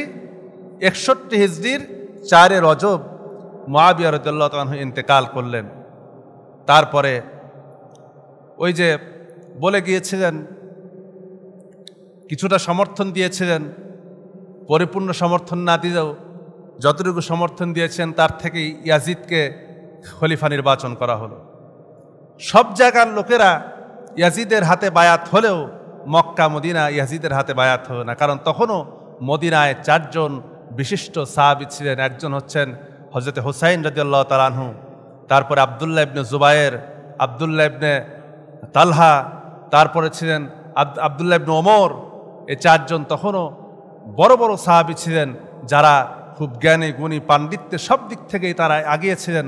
তারা বললেন, যদি খলিফা আমাদের নির্বাচন করতেই হয় তাহলে এই 4 জনের মধ্যে একজন হবে। ইয়াজিদ কেমনে খলিফা হয়? তার বাবার পরে সন্তান, এই খেলাফত যদি প্রতিষ্ঠিত থাকে, এইটা যদি উত্তরাধিকার সূত্রে যদি খেলাফত প্রতিষ্ঠিত হয় তাহলে তো ইসলামের মূল জায়গাগুলি ধ্বংস হয়ে যাবে। এদিকে ওই সময় মদিনার গভর্নর ছিলেন ওয়ালিদ ইবনে উতবা। মদিনার গভর্নর কে ছিলেন? ওয়ালিদ ইবনে উতবা। ওয়ালিদ ইবনে উতবাকে চিঠি লিখলো ইয়াজিদ চিঠি লিখলো, যেভাবেই হোক এই 4 জনকে বায়াত নাও, এই 4 জনের বায়াত নাও আমার পক্ষ থেকে। যখন ওয়ালিদ ইবনে উতবা 4 জনকে ডাকলেন, ডাকার পরে তাদেরকে যখন বায়াতের ব্যাপারে চাপ প্রয়োগ করলেন, ওই সময় হযরত হুসাইন রাদিয়াল্লাহু তাআলা আনহু মদিনা থেকে মক্কায় চলে গেলেন। তো ইত্যবৎসরে এই সময়ের মধ্যেই মদিনায় হুসাইন রাদিয়াল্লাহু তাআলা থাকাকালীনই কুফা থেকে অসংখ্য চিঠি আসতে লাগলো হযরত হুসাইন রাদিয়াল্লাহু তাআলা আনহুর কাছে, যে আপনি কুফায় আসেন, আমরা প্রায় 1 লক্ষ মানুষ আছি যারা এখনো পর্যন্ত ইয়াজিদের বশ্যতা স্বীকার করি নাই, ইয়াজিদের নেতৃত্ব গ্রহণ করি নাই। আপনি আমাদের কাছে আসেন, আমরা আপনাকে সম্পূর্ণ সাহায্য করব, সহযোগিতা করব, আমরা আপনার হাতে বায়াত হব। তো তিনি আব্দুল্লাহ ইবনে ওমরের সঙ্গে পরামর্শ করলেন, আব্দুল্লাহ ইবনে আব্বাস রাদিয়াল্লাহু আনহুর সঙ্গে পরামর্শ করলেন, আব্দুল্লাহ ইবনে জুবায়েরের সঙ্গে পরামর্শ করলেন। তারা সকলেই বলল যে না, কুফার লোকজন ইতিপূর্বে আপনার বাবা আলীর সঙ্গেও তারা বিশ্বাসঘাতকতা করেছে, আপনার সঙ্গেও হয়তো তারা বিশ্বাসঘাতকতা করবে, আপনি যায়েন। তো তিনি সবার কথাকে উপেক্ষা করে তিনি চলে গেলেন আব্দুল্লাহ ইবনে জুবাইরকে সঙ্গে নিয়ে চলে গেলেন মক্কার দিকে। তো ওই সময় আব্দুল্লাহ ইবনে ওমর বলছে, ভাইজান আপনি কি মক্কাতেই যাবেন নাকি মক্কা হয়ে আবার কুফায় যাবেন? তো হুসাইন রাদিয়াল্লাহু আনহু বলছেন যে আপাতত মক্কায় যাই। কি বলছেন? আপাতত মক্কায় যাই। আব্দুল্লাহ ইবনে ওমর বলছেন যে আপনি মক্কায় যান, মক্কাতেই থাকেন, কিন্তু সেখান থেকে কুফায় আপনি যাবেন না। এটা আপনার প্রতি আমার অনুরোধ থাকলো, আপনি কুফায় যাবেন। হযরতে হুসাইন রাদিয়াল্লাহু আনহু যখন মক্কায় গেলেন, মক্কাতে খবর পাওয়ার পরে কুফাবাসী মক্কাতে বারবার আবার চিঠি পাঠাতে লাগলো যে আপনি আসেন, আপনি আমাদের কাছে আসেন। তো শেষ পর্যন্ত হযরত হুসাইন রাদিয়াল্লাহু আনহু চাচাতো ভাই মুসলিম ইবনে আকিলকে পাঠালেন পরিস্থিতি দেখার জন্য যে আসলে কুফার পরিস্থিতি কি, সেটা কি আমার পক্ষে আছে না বিপক্ষে আছে। তো কুফায় যখন গেলেন, কুফায় যাওয়ার পরে কুফার লোকেরা সব এসে জড়ো হয়ে মুসলিম ইবনে আকিলের হাতে হুসাইন রাদিয়াল্লাহু আনহুর পক্ষে বায়াত নিল। ইত্যবৎসরে ইয়াজিদের কারে খবর গেল যে কুফার লোকেরা তো সব হুসাইন রাদিয়াল্লাহু আনহু যাকে পাঠিয়েছেন তার হাতে হুসাইনের পক্ষে বায়াত নিচ্ছে। তখন কুফার গভর্নর ছিলেন নোমান ইবনে বাশির রাদিয়াল্লাহু আনহু, আল্লাহ রাসূলের একজন জালিলুল কদর সাহাবী, তিনি নরম দিল ছিলেন। তো ইয়াজিদ দেখলো যে নোমান ইবনে বাশির যদি থাকে তাহলে সেখানে আমার পরিস্থিতি সামাল দেওয়া সম্ভব হবে না। সুতরাং সে কঠোর মনোভাবের একজন ছিলেন বসরার শাসনকর্তা ওই সময় ওবায়দুল্লাহ ইবনে জিয়াদ। ওবায়দুল্লাহ ইবনে জিয়াদকে তখন বসরার গভর্নর এবং কুফার গভর্নর পদ থেকে নোমান ইবনে বাশিরকে সরাই দিয়া কুফার গভর্নরের দায়িত্ব ওবায়দুল্লাহ ইবনে জিয়াদকে দেওয়া হলো। আর ওবায়দুল্লাহ ইবনে জিয়াদকে বলা হলো যে যদি হুসাইন যদি আসে, হুসাইনের বায়াত যেভাবেই হোক নিতে হবে, অথবা তাকে গ্রেফতার করে আমার কাছে নিয়ে আসো। ওবায়দুল্লাহ ইবনে জিয়াদ তখন মুসলিম ইবনে আকিল, মাঝখানে লম্বা ঘটনা, মুসলিম ইবনে আকিল যে বাড়িতে ছিলেন তাকে ধরে নিয়ে গেল ওবায়দুল্লাহ ইবনে জিয়াদ। তাকে সারানোর জন্য মুসলিম ইবনে আকিল প্রায় 4000 সৈন্য নিয়ে রওনা করলেন। তো 4000 সৈন্য, ওবায়দুল্লাহ ইবনে জিয়াদ দেখলো বেগতিক অবস্থা, কোনো কোনো বর্ণনা আছে 40,000। তো বেগতিক অবস্থা দেখে সে ভাবলো যে আর তো উপায় নাই, এখন একটা কৌশল অবলম্বন করে দেখি কাজ হয় কিনা। ওবায়দুল্লাহ ইবনে জিয়াদ সে শুধুমাত্র কুফার লোকদের কাছে এই কথা খবর দিল যে তোমরা যদি তোমাদের বাড়িতে ফিরে না যাও তাহলে তোমাদের খবর আছে, একটু শাসাইলো, ভয় দেখাইলো। যদিও ওবায়দুল্লাহ ইবনে জিয়াদকে অন্যরা বলছিল দেখেন ভয় দেখায় কোনো লাভ হবে না, হয় সরাসরি আক্রমণ করা লাগবে, ভয় দেখায় কোনো সময় মানুষকে বিতাড়িত করা যায় নাকি। তো ওবায়দুল্লাহ ইবনে জিয়াদ বলল, কুফাবাসীর অবস্থা তোমার চাইতে আমি ভালো জানি, ওদেরকে একটু ভয় দেখালেই কাম শেষ। তো ভয় দেখাইলো, তারা পিছন থেকে চলে গেল। মুসলিম ইবনে আকিল তাকায় দেখে পিছনে আর কেউ নাই।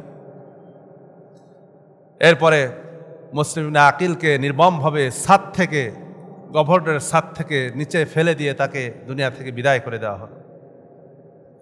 এরপরে মুসলিম ইবনে আকিলকে যখন হত্যা করা হচ্ছিল তখন তিনি চিৎকার করে বলছেন, কেউ কি এমন আছো যে হুসাইনের কানে এই খবরটা দিবা? আমার চিঠি তো হযরত হুসাইনের কাছে এতক্ষণে পৌঁছে গিয়েছে, হুসাইন হয়তো রওনা করেছে কুফার দিকে, যে কেউ কি এমন আছো হুসাইনকে খবর দিবে সে যেন কুফায় না আসে, কুফার অবস্থা তার অনুকূলে নেই। এদিকে হযরত হুসাইন রাদিয়াল্লাহু আনহু মুসলিম ইবনে আকিলের চিঠি পেয়েছেন। চিঠিতে মুসলিম ইবনে আকিল লিখেছেন, ভাইজান কুফার অবস্থা খুব ভালো, সব আপনার পক্ষে আছে, আপনি চলে আসেন, কোনো সমস্যা নেই। হযরত হুসাইন রাদিয়াল্লাহু আনহু পরিবার পরিজন নিয়ে 72 জনকে নিয়ে রওনা করলেন। পরিবার পরিজন, শিশু, যদি যুদ্ধ করার কোনো মানসিকতা থাকতো তাহলে যুদ্ধে মুসলমানরা কখনো শিশু এবং নারীদেরকে নেয় না, যুদ্ধ করার কোনো উদ্দেশ্য, ইচ্ছা বা আকাঙ্ক্ষাও ছিল না। তিনি রওনা করলেন। পথিমধ্যে খবরও পেলেন যে আমার ভাই মুসলিম ইবনে আকিলকে হত্যা করা হয়েছে এবং তাকে সরে যেতে বলা হলো। ইমাম হুসাইন বললেন, মুসলমানরা যেদিকে একবার পাও বাড়ায় সেখান থেকে পিছপা হওয়ার জাতি মুসলমানরা না, যত বিপদ আসুক মোকাবেলা করে তারপরে আমরা সামনে যাব। হুসাইন রাদিয়াল্লাহু আনহু কুফা থেকে পথ ফিরালেন, কুফার দিকে আর গেলেন না। কুফার দিকে না গিয়ে হুসাইন রাদিয়াল্লাহু চিন্তা করে আমি যেভাবেই হোক ইয়াজিদের সঙ্গে সাক্ষাৎ করব। এদিকে ইয়াজিদকে যখন মুআবিয়া রাদিয়াল্লাহু আনহু যখন ইন্তেকাল করেন, ইন্তেকালের সময় ইয়াজিদকে কয়েকটা নসিহত করেছিলেন। তার প্রথম নাম্বার নসিহত হচ্ছে আল্লাহকে ভয় করবা, সবসময় কি করবা? আল্লাহকে ভয় করবা। 2 নম্বর নসিহত করেছেন ইয়াজিদকে, কোনো সময় মুরব্বীদের পরামর্শ ছাড়া কোনো কাজ করবা না। 3 নম্বর পরামর্শ দিয়েছিলেন আল্লাহ রসুলের বংশধরের সঙ্গে সবসময় সম্মানজনক আচরণ করবে। কিন্তু ইয়াজিদ মুআবিয়া রাদিয়াল্লাহু আনহু ইন্তেকালের পরে সব কথা সে শেষ করে দিল, কোনো নসিহত সে মাথায় রাখলো না। এদিকে হুসাইন রাদিয়াল্লাহু আনহু চিন্তা করলেন, যেভাবেই হোক ইয়াজিদের সামনে যদি আমি দাঁড়াতে পারি তাহলে হয়তো তাকে বুঝায়া, যদি একেবারে নাই মানে না হয় তার হাতে বায়াত গ্রহণ করব আমি। তিনি বায়াত গ্রহণ করার চিন্তাও করেছেন, এই জন্য কুফার রাস্তায় না যে দামেস্কের রাস্তায় তিনি রওনা করেছিলেন। দামেস্কের রাস্তায় যেতেই কুফা থেকে 44 কিলোমিটার দূরে হচ্ছে কারবালা। তিনি দামেস্কের রাস্তায় উল্টা পথে যাওয়ার কারণে তিনি যখন কারবালা পর্যন্ত আসছেন, ওই সময় ওবায়দুল্লাহ ইবনে জিয়াদ বাহিনী পাঠিয়ে দিল যে হুসাইনের বিরুদ্ধে যুদ্ধ করার জন্য, তাকে গ্রেফতার করার জন্য। গ্রেফতার করার জন্য যখন পাঠালো, হুসাইন রাদিয়াল্লাহু আনহু বললেন আমি গ্রেফতার হতে রাজি নই। তিনি 3টা অপশন দিলেন। 3টা অপশন দিলেন, আমাকে যেভাবে আসি এখান থেকে মদিনায় ফিরে যেতে দাও, অথবা আমাকে যেভাবেই হোক আমাকে কার কাছে? ইয়াজিদের কাছে নিয়ে যাও, অথবা আমাকে যেখানে মুসলমানরা বসবাস করে এমন কোনো জায়গায় যে আমাকে নিরাপদে বসবাস করার সুযোগ দাও। তো প্রথম ওবায়দুল্লাহ ইবনে জিয়াদ সেও রাজি হয়ে গেল যে প্রস্তাব তো খারাপ না, এর চাইতে তাকে ইয়াজিদের কাছেই নিয়ে যাই, সেখানে যা ফায়সালা হয় হবে। কিন্তু এদিকে শিমার যে বলল, শিমার যার নাম ইতিহাসে এসেছে, সে যে বলল আপনি এই কাম করবেন, এই একটা সুযোগ, এত বড় সুযোগ কেউ হাতছাড়া করে? এখনই তো সুযোগ দুশ্মনকে খতম করার, আপনি দুশ্মনকে বাঁচায় রাখতে চাচ্ছেন? নাউজুবিল্লাহ। এরপরে ওবায়দুল্লাহ ইবনে জিয়াদের মাথাও তো ঘুরে গেল, তখন সে সরাসরি যুদ্ধ আরম্ভ করল। যুদ্ধের মাঝখানে অনেক ইতিহাস গত বছর বলেছে, যেন বলছে, এবার বলবো না। তো যুদ্ধ আরম্ভ হলো। যুদ্ধে শেষ পর্যন্ত হুসাইন রাদিয়াল্লাহু তাআলা আনহু সবাই যখন শহীদ হয়ে গিয়েছে, যখন একা যুদ্ধ করতেছেন, কোনো পুরুষ বেঁচে নাই, হুসাইন রাদিয়াল্লাহু তাআলা আনহু একা যুদ্ধ করতেছেন। তবে তার আগের রাত্রিতে স্বপ্নে দেখেছেন জয়নব পাশে শোয়া ছিলেন, হুসাইন রাদিয়াল্লাহু তাআলার বোন পাশে ছোঁয়া। হযরত হুসাইন রাদিয়াল্লাহু তাআলা আনহু রাতের বেলায় স্বপ্ন দেখে উঠে পড়লেন। উঠে জয়নবকে ডেকে বলছেন, বোন আমি তো একটা স্বপ্ন দেখেছি। কি স্বপ্ন? তিনি বললেন যে আমি দেখেছি যে আমি আমার নানার সঙ্গে সাক্ষাৎ করতেছি। হযরতে জয়নব রাদিয়াল্লাহু তাআলা আনহা তিনি সঙ্গে সঙ্গে গাল চাপড়াতে লাগলেন যে আমার ভাই তো দুনিয়া থেকে বিদায় হয়ে যাবে, শোক মাতম করতে লাগলেন। ওই সময়ই হযরতে হুসাইন রাদিয়াল্লাহু তাআলা আনহু বলেছিলেন, খবরদার, আমি ভাই হিসেবে আমি তোমাকে বলছি যে আমার যদি ইন্তেকাল হয়ে যায়, আমার মৌত হয়ে যায়, আমি যদি শহীদ হয়ে যাই, কখনো আমার জন্য মাতম করবা না। তিনি আগেই নিষেধ করে গিয়েছিলেন। তো এরপরে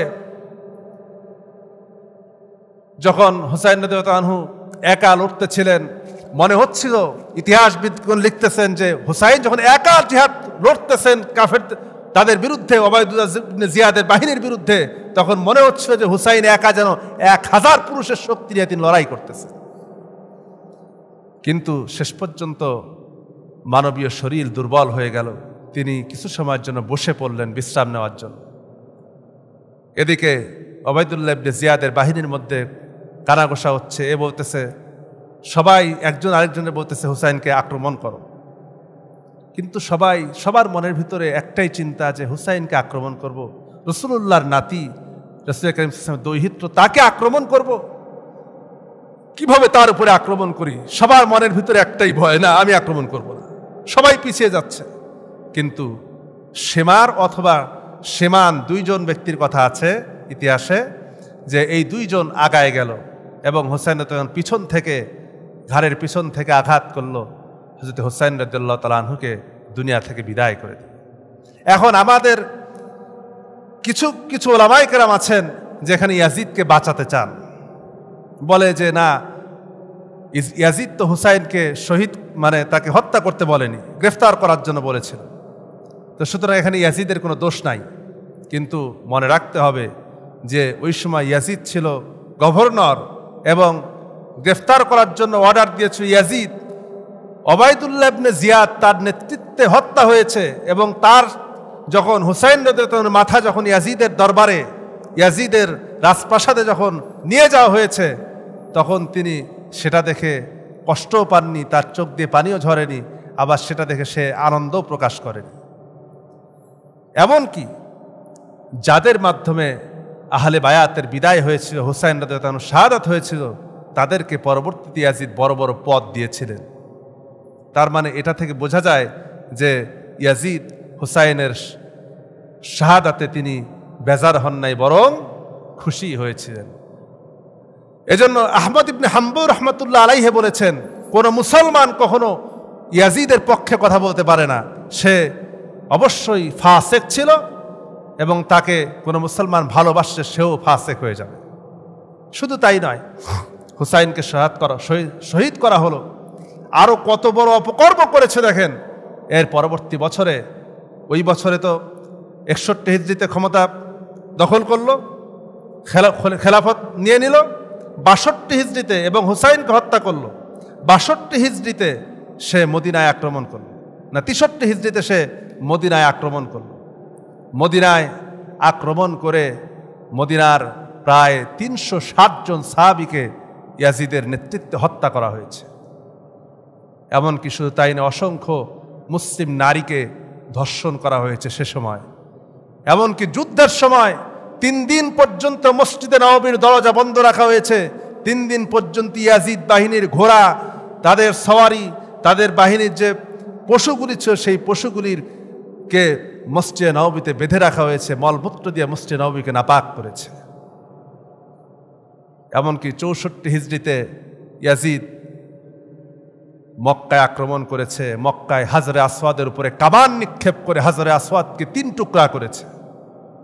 তারপরেও কিছু মানুষ আছে, কিছু ওলামায়ে কেরাম আছে আমাদের দেশে মাঝে মধ্যে ইয়াজিদের নামে শেষে রহমতুল্লাহ আলাই পর্যন্ত বলে।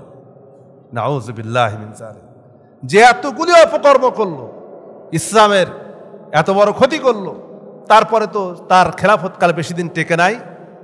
64 হিজরিতে সে দুনিয়া থেকে বিদায় হয়ে গিয়েছে। মাত্র 3.5 বছর ছিল তার খেলাফতকাল। এই 3.5 বছরের ভিতরে সে ইসলামের অনেক বড় বিরাট ক্ষতি করে গিয়েছে, তছনছ করে গিয়েছে। শুধু তাই নয়, এই পৃথিবীতে আল্লাহ রাব্বুল আলামিন নিজের ক্ষমতাকে টিকিয়ে রাখার জন্য এত অন্যায় অপকর্ম করলো, কিন্তু আল্লাহ তাআলা তাকে দুনিয়া থেকে নিয়ে গেলেন। স্বৈরাচার হলো, স্বৈরাচারী করেও টিকতে পারলো না। এই পৃথিবীতে অসংখ্য স্বৈর শাসক, তারা সেনা থাকলেও তার পরবর্তী বংশধর কোনো এক সময়ে তারা শাসন করেছে, না কোনো এক সময় 100 বছর বা 200 বছর পরে হলেও তারা কি করেছে, কোনো একটা সময় তারা আবার শাসন ক্ষমতায় এসেছে। কিন্তু ইয়াজিদের বংশধর থেকে পরবর্তী সময় আর ক্ষমতায় আসতে পারে না। আজকে আমি মাঝে মধ্যে বলি, সেদিন দেখলাম যে একজনের আলোচনা শুনছিলাম, তিনি ইয়াজিদের পক্ষে খুব সাফাই গাচ্ছেন, একজন আলেম ইয়াজিদের পক্ষে কথা বলছেন। তা আমি নিচে কমেন্ট করেই বসলাম যে আগামীতে আপনার সন্তান হলে নাম রেখে ইয়াজিদ। আজ পর্যন্ত ইয়াজিদ বিদায় হয়ে গিয়েছে, আজ 1400 বছর হয়ে গেল। এই 1400 বছরে কোনো মুসলমান আজ পর্যন্ত ইয়াজিদের নামকরণ করে কারো নাম রেখেছে? সন্তানের নাম রেখেছে? ইতিহাস আছে? ইতিহাস নাই।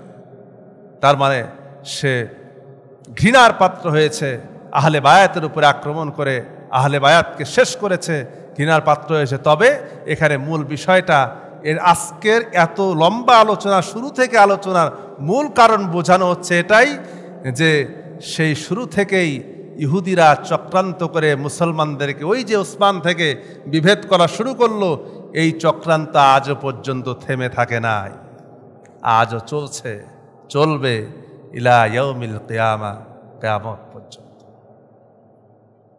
কারণ তারা যখন দেখেছিল মুসলমানরা যতক্ষণ পর্যন্ত ঐক্যবদ্ধ থাকবে, ওয়াতাসিমু বিহাবলিল্লাহি জামিআন ওয়া লা তাফাররাকু।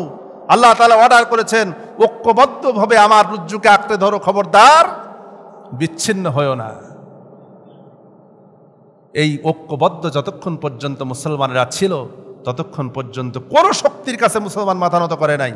কিন্তু তাদের ইহুদিদের একমাত্র টার্গেট ছিল কিভাবে মুসলমানদের ঐক্যকে ভাঙ্গা যায়, কিভাবে মুসলমানদের এই ঐক্যকে নষ্ট করা যায়। সেই ওসমান রাদিয়াল্লাহু আনহু খেলাফত থেকে ঐক্য ভাঙ্গা শুরু হয়েছে। পরবর্তীতে মুআবিয়ার সময়ে দীর্ঘ সময় ঐক্য ছিল 20 বছর। তারপরে এই যে ঐক্য ভাঙতেছে আজও পর্যন্ত তারা এই বুদ্ধিভিত্তিক জিহাদের মাধ্যমে, বুদ্ধিভিত্তিক যুদ্ধের মাধ্যমে পৃথিবীর মুসলমানদেরকে ও মুসলমানদের ঐক্যকে নষ্ট করে আজ তারা পৃথিবীর উপরে শাসন কার্য চালাচ্ছে, অথচ আমরা মুসলমানরা বুঝতে পারছি না।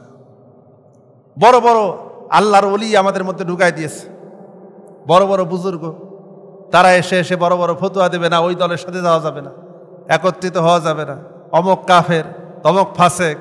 মানে কে কার উপরে ফতোয়া দিচ্ছে, ফতোয়ার কোনো অভাব নাই। যে কাফের তো কাফেরই, ও মরে গেলে ওর কবরে যে ঘাস জন্মাবে, ওই ঘাস যে গরুতে খাবে, ওই গরুর গোশত যে খাবে সেও কাফের, ঠিক না? ফতুয়ার অবস্থা এত দূর পর্যন্ত চলে গিয়েছে। আমাদেরকে বুঝতে হবে এইখান থেকে যতক্ষণ পর্যন্ত মুসলমানরা নিজেদেরকে ঐক্যবদ্ধ অবস্থায় দাঁড় করাতে না পারবে ততক্ষণ পর্যন্ত মুসলমানদের বিজয় আসা আর সম্ভব নয়। আল্লাহ রাব্বুল আলামিন আমাদেরকে এখান থেকে বোঝার তৌফিক দিক, এবং এখান থেকে বুঝে আমরা যেন ভেদাভেদ ভুলে গিয়ে ইসলামী রাষ্ট্রের জন্য, ইসলামী শাসন ব্যবস্থা তৈরির জন্য একটি সংঘবদ্ধ শক্তিশালী ঐক্য যেন করতে পারি।